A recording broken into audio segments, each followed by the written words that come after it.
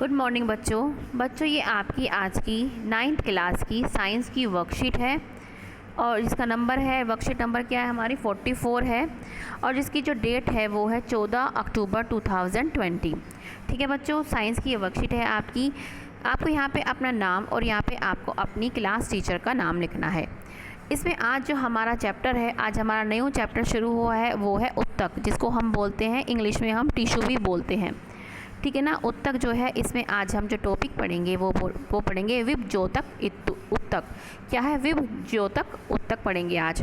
तो जो ये बच्चा है अपनी बहन से, अपनी दीदी से हमेशा सवाल पूछता है, तो आज भी ये सवाल पूछ रहा है। क्या है? जिज्ञासा दीदी, हमारी कोशिकाएं शरीर में किस प्रकार कार्य करती हैं और क्या पादपों की कोशिकाएं भी हमारे शरीर की कोशिकाओं की तरह भी ही कार्य करती हैं? तो ये जो बच्चा है अपनी दीदी से क्या पूछ रहा है कि हमारे शरीर की कोशिकाएं जो होती हैं कैसे कार्य करती हैं और क्या पादप की कोशिकाएं भी हमारे शरीर, मतलब इस दोनों का काम एक जैसा ही होता है?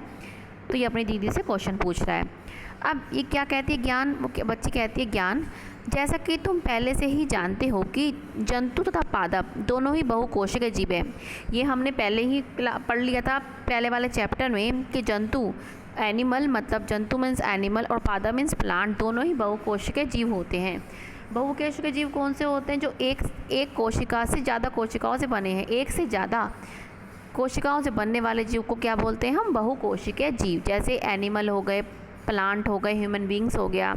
ठीक है ना। और अब आप साथ साथ में ये भी समझ लें कि एक कोशिकीय जीव कौन से होते हैं? एक कोशिकीय जीव वो होते हैं जो सिर्फ एक कोशिका से बने होते हैं। जैसे आपका एग्जाम्पल भी है, आपको याद आना चाहिए अमीबा। अमीबा आपका ऐसा होता है ना। ठीक है। तो आपको मैंने ये MCQ क्वेश्चन करवाए थे, उसमें भी आपको बताया था कि अमीबा जो होती है उसकी कोई भी शेप नहीं होती, वेरिएबल शेप होती है, वो कोई भी शेप ले सकता है। तो अमीबा जो होता है वो क्या है? एक कोशिकीय जीव।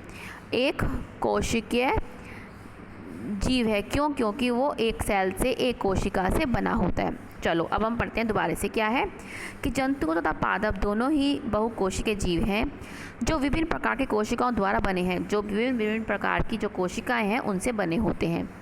इन जीवों में सभी कोशिकाएं सभी कार्य करने में सक्षम नहीं हैं। इसमें क्या है कि इन जीवों में सभी कोशिकाएं सभी कार्य करने में सक्षम नहीं हैं। मतलब ये नहीं है कि एक ही कोशिका सारे काम करेगी। जैसे आपका अमीबा है, अमीबा में क्या है? हर काम ये एक कोशिका कर रही है। ठीक है ना। क्यों? क्योंकि ये एक कोशिकीय सेल है, ये एक कोशिकीय है।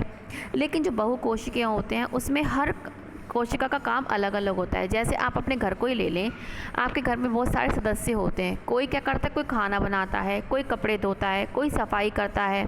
ठीक है ना। कोई बाहर का काम करता है। तो क्या है? सबका काम बटा हुआ है। ठीक है ना।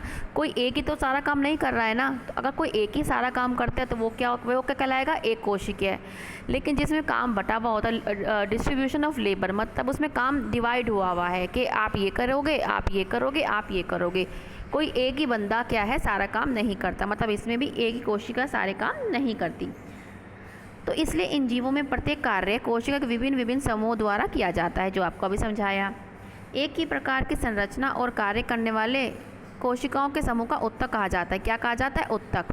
क्या कहा जाता है? उत्तक। जो जिसकी एक जैसी संरचना हो, मतलब जो एक जैसी संरचना से बनी हो और एक प्रकार के कार्य कर रहे हो। जैसे आपका, जैसे सब कपड़े धोते हैं तो हम उनको क्या कह रहे हैं? ये सारे धोबी कहलाते हैं। ठीक है। जो सारे कपड़े इकट्ठे हुए कपड़े धो रहे हैं वो सारे लोग। तो ऐसे ही उत्तक क्या होता है? वो एक ही प्रकार की संरचना से मतलब बने होते हैं। मतलब उनकी जो स्ट्रक्चर है वो एक जैसा होता है और उनके कार्य भी उनका सेम होता है। तो क्या कहलाते हैं? उत्तक। और आप पहले ये देखो कैसे, पहले एक कोशिका होती है। आपको पता है एक कोशिका से ही क्या है? हमारा पूरा शरीर बना हुआ है। पहले एक कोशिका थी, फिर उसकी 2 हुई, 4 हुई, 8 हुई। तो हम क्या है? हम कोशिका से बने हुए हैं। आपने 5th चैप्टर में पढ़ा था कि आपकी जो कोशिका है वो आपकी मौलिक इकाई है वो। ठीक है ना। हमारी संरचनात्मक इकाई कौन है? हमारे शरीर की क्या है? कोशिका है। जैसे आप एक मकान बना रहे हैं, उसकी मकान की सबसे छोटी इकाई कौन सी होती है? ईंट होती है। ऐसे ही हमारे शरीर की सबसे छोटी इकाई क्या होती है? कोशिका होती है। फिर कोशिका, बहुत सारी कोशिका मिलकर क्या बनाती है? उत्तक। क्या बनाती है? उत्तक। फिर एक प्रकार के उत्तक बना के क्या बनाते हैं? अंग बनाते हैं। फिर अंग से क्या बनता है? एक अंग तंत्र बनता है। तो आपको ये जो आपका डायग्राम है ये भी आपने दिमाग में रखना है। ठीक है, अब क्या है, हम यहाँ पे आ जाते हैं कि विभिन्न प्रकार के ऊतक मिलकर अंगों का निर्माण करते हैं। जैसे कि हमने यहाँ पढ़ा, विभिन्न अंगों के ऊतक की कोशिकाएं अलग अलग होती हैं जो निश्चित कार्य करने में सक्षम होती है। ठीक है ना, विभिन्न अंगों के ऊतक की कोशिकाएं अलग होती हैं, क्योंकि ऊतक अलग हो गए इसलिए उनकी कोशिकाएं अलग हो गई। फिर क्या है, मनुष्य और पादप दोनों में ही अलग अलग कार्य करने के लिए अलग अलग प्रकार के ऊतक होते हैं। ठीक है ना, क्या है, अलग अलग कार्य करने के लिए अलग अलग ऊतक होते हैं दोनों में ही, चाहे वो प्लांट मतलब चाहे वो पादप हो चाहे वो मनुष्य हो। तो हमने यहाँ पे इतना हमने पढ़ लिया। अब इसके बाद क्या पढ़ेंगे हम, जंतु ऊतक और क्या है पादप ऊतक। ये हमारा डिफरेंस भी है। जंतु ऊतक क्या है, जंतु ऊतकों का अधिकांश भाग जीवित रहता है। क्या है, इनका अधिकांश भाग क्या जीवित रहता है, मतलब वो लिविंग रहते हैं, जीवित रहते हैं वो। उन्हें ऊर्जा की आवश्यकता भी अधिक होती है। क्यों होती है, आप खुद सोचें। जो जंतु हैं, ठीक है ना, वो क्या है, एक स्थान से दूसरे स्थान पे क्या है, वो घूमते रहते हैं, गति करते रहते हैं, इसलिए जो गति कर रहा है उसको ज़्यादा ऊर्जा की आवश्यकता होगी। तथा इनकी कोशिकाओं की वृद्धि भी एक समान होती है। इनकी कोशिकाओं की जो वृद्धि होती है वो भी एक समान चलती है। हमने अब जंतु तक पढ़ लिया, अब हम पढ़ेंगे पादप ऊतक। पादप पौधे स्थिर रहते हैं। स्थिर माने वो एक जगह पे ही रहते हैं, वो अपनी जगह से हिलते नहीं हैं। ठीक है ना, जैसे मनुष्य हैं वो जंतु होते हैं, एक स्थान से दूसरे स्थान पर हिल डुल सकते हैं, लेकिन जो प्लांट हैं, जो पौधे हैं, वो क्या कहते हैं, स्थिर रहते हैं वो। इसलिए उनके अधिकांश ऊतक सहारा देने वाले होते हैं, और जो उनके सारे ऊतक है वो क्या करते हैं, उसको सहारा देने के लिए होते हैं। कोई लीफ में सहारा दे रहा है, कोई शूट स्टैम्प में दे रहा है। ठीक है ना, ये ऊतक अधिकांश मृत होते हैं। कैसे होते हैं, मृत होते हैं। इसलिए पौधों में वृद्धि भी कुछ ही क्षेत्रों तक सीमित होती है। इसलिए जो अगर देखो क्या है कि इसके अधिकतर मृत होते हैं, इसलिए पौधों में वृद्धि भी कुछ ही क्षेत्रों में तक सीमित रहे। जब अधिकांश पार्ट जो है, अधिकतर जो है वो मृत होंगे, तो वृद्धि भी क्या होगी, जहाँ पे जीवन होगा वहीं पे होगी। इन्हें ऊर्जा की आवश्यकता भी कम होगी, क्योंकि वो स्थिर है, इसलिए उनके ऊर्जा की आवश्यकता भी कम है। पौधों में कुछ ऊतक जीवन भर विभाजित होते रहते हैं। जो पौधों में क्या है, कुछ ऊतक ऐसे होते हैं, उनमें इतनी कैपेबिलिटी होती है, इतनी क्षमता होती है कि वो लगातार जीवन भर क्या है, वो विभाजित होते रहते हैं, मतलब डिवाइड होते रहते हैं। ठीक है, पादप ऊतकों को विभजोत्य ऊतक तथा स्थायी ऊतक के रूप में वर्गीकृत किया जाता है। तो आपसे क्वेश्चन आ सकता है कि पादप ऊतकों को आप कितने रूप में, कितने कैटेगरी में आप वर्गीकृत मतलब बांट सकते हैं। तो क्या है, विभजोत्य ऊतक जिसको हम मेरिस्टेमेटिक टिश्यू बोलते हैं, और स्थायी ऊतक जिसको हम परमानेंट टिश्यू बोलते हैं। परमानेंट मतलब परमानेंट जो है वो अपनी जो है क्षमता, विभाजित होने की क्षमता को खो देता है। यह आपका जो है आने वाली वर्कशीट में आएगा। तो हमने यहाँ पे इतना पढ़ा, जंतु ऊतक और पादप ऊतक हमने पढ़ लिया है। अब क्या है, अब जो हमने विभजोत्य के ऊतक पढ़ा उसके बारे में हम पढ़ते हैं। विभजोत्य के ऊतक, पौधों की वृद्धि कुछ निश्चित भागों से ही होती है। ऐसा विभाजित होने वाले ऊतकों के कारण होती है। क्या है, पौधों की जो वृद्धि होती है कुछ निश्चित भाग होते हैं उसके, कहीं यहाँ पे होंगे, और जैसे आपको ये पार्ट दे रखे हैं, ठीक है ना, तो और ये किसके कारण होते हैं, विभाजित होने वाले ऊतकों के कारण होता है। इस प्रकार के ऊतकों को विभजोत्य के ऊतक कहते हैं। क्या कहते हैं, ऐसे प्रकार के ऊतकों को क्या कहते हैं, विभजोत्य के ऊतक कहते हैं। और ये 3 प्रकार के होते हैं। हमारा क्या है, विभजोत्य के ऊतक कितने प्रकार का है, हमारे 3 प्रकार का। कौन कौन से, शीर्षस्थ विभजोत्य के ऊतक, अंत्यवृष्ट विभजोत्य के ऊतक और पार्श्व विभजोत्य के ऊतक। हमारे ये जो है तीनों जो हमारे हैं विभजोत्य के ऊतक के 3 प्रकार हैं। अब आपको ये डायग्राम दे रखा है कि ये जो शीर्ष स्थिर विभजोत्य के ऊतक होता है ये कहाँ पे होता है, अंतर्वृष्ट विभजोत्य के ऊतक है कहाँ पे होता है, और पार्श्व विभजोत्य के ऊतक है कहाँ पे होता है। अब हम इसको एक बार रीड कर लेते हैं।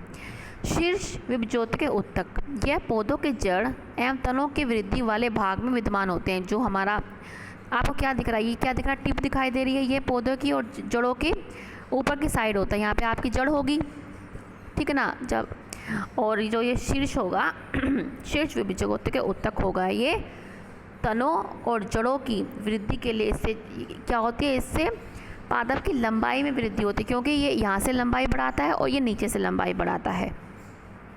ठीक है, तो ये कहाँ पे उपस्थित होते हैं, ये पौधों के जड़ और तनों में उपस्थित होते हैं और ये उनकी वृद्धि के लिए काम आते हैं। नेक्स्ट है हमारा अंतर्वृष्टीय विभजोत्य। यह पत्तियों के आधार या टहनियों के के दोनों पर उपस्थित होती है। ये पत्तियों के आधार, जो आपकी पत्तियां हैं इसके आधार पर दे रखा है, या पर्व इंटरनोट दोनों पर उपस्थित होता है। इंटरनोट आपका क्या हो गया, इंटरनोट आप ये जैसे आपका ये नोट कहलाता है, मतलब जहाँ से आपकी कोई पत्ती निकलती है, ये वो पार्ट है। यहाँ से कोई आपकी पत्ती निकली, इन दोनों के बीच का जो पार्ट होता है उसको क्या बोलते हैं, हम पर्व बोलते हैं। क्या बोलते हैं, पर्व, जिसे हम इंटरनोट बोलते हैं। नेक्स्ट क्या है हमारा, पार्श्व विभजोत के उत्तक। ये क्या होता है, ये तने की परिधि अथवा मूल में वृद्धि करता है। ये क्या है, तने की वृद्धि बढ़ाता है। ये तने की परिधि मतलब इसकी मोटाई को बढ़ाने में काम आता है। कौन, पार्श्व विभजोत के उत्तक। तो ये आपके 3 प्रकार के उत्तक हैं, शीर्ष स्थीय विभजोत के उत्तक, अंतर्वृष्ट विभजोत के उत्तक और पार्श्व विभजोत के उत्तक। हमने इतना पढ़ लिया है। अब क्या है, हम क्या पढ़ रहे हैं, विभजोत के उत्तक के गुण क्या हैं। अब जो हमने विभजोत के उत्तक पढ़ लिया है तो इसके गुण क्या है, इसमें ऐसा क्या गुण है, क्या है, इन उत्तकों की कोशिका निरंतर विभाजित होती रहती है। जो ये जो विभजोत के उत्तक है, इनकी कोशिका निरंतर लगातार विभाजित मतलब डिवाइड होती रहती है लगातार, ये कभी भी रुकती नहीं है। ये क्या है, हमेशा मतलब डिवाइड होती रहती है, नई नई कोशिका इनसे बनती रहती है। नेक्स्ट क्या है, इनके पास बहुत अधिक कोशिकीय द्रव, इनके पास क्या है, बहुत अधिक कोशिकीय द्रव होता है, मतलब साइटोप्लाज्म जिसे बोलते हैं। पतली कोशिका भित्ति मतलब सेल वाल, अगर किसी को हिंदी में नहीं समझ में आ रहा हो तो सेल वाल होती है। और स्पष्ट केंद्र होता है, मतलब न्यूक्लियस होता है। और इनमें रसदानियाँ नहीं होती, इनमें रसदानियाँ नहीं होती। रसदानियाँ मीन्स होता है वैक्यूल्स, ठीक है ना। तो इसके 2 इंपॉर्टेंट ये चीज़ें हैं। अब ये हमारी सारी वर्कशीट हो गई है। अब हम क्वेश्चन एक बार पढ़ लेते हैं। उत्तक क्या है, फर्स्ट क्वेश्चन, उत्तक क्या है। हमने उत्तक अभी शुरू में पढ़ा है, आप यहाँ से देख के लिख सकते हैं क्या है। फर्स्ट क्वेश्चन ये रहा कि एक ही प्रकार की संरचना और कार्य करने वाले कोशिकाओं के समूह को क्या कहते हैं, उत्तक कहते हैं। क्या कहते हैं, उत्तक। आप यहाँ से लिख लेना। नेक्स्ट क्या है, पादप तथा जंतु उत्तक में कोई 2 अंतर लिखो। मैंने आपको इतने सारे समझाए, आप यहाँ से कोई से भी 2 लिख सकते हैं इन दोनों को, ठीक है। नेक्स्ट है आपका विभजोत के उत्तकों के प्रकार तब पौधों में इनकी स्थितियाँ। अब हमने ये पढ़ा है प्रकार क्या है इनके, प्रकार ये 1, 2, 3 प्रकार हैं इनके, और इनकी स्थितियाँ यहाँ पे लिखिए। जब बच्चे आप ये क्वेश्चन करेंगे तो इसके साथ आपको ये डायग्राम भी बनाना है। हमेशा आपके विज्ञान में, साइंस में अगर आप डायग्राम बना के आएंगे ना, ठीक है ना, तो उससे क्या होगा, आपका जो क्वेश्चन होगा बहुत ही अच्छा हो जाएगा।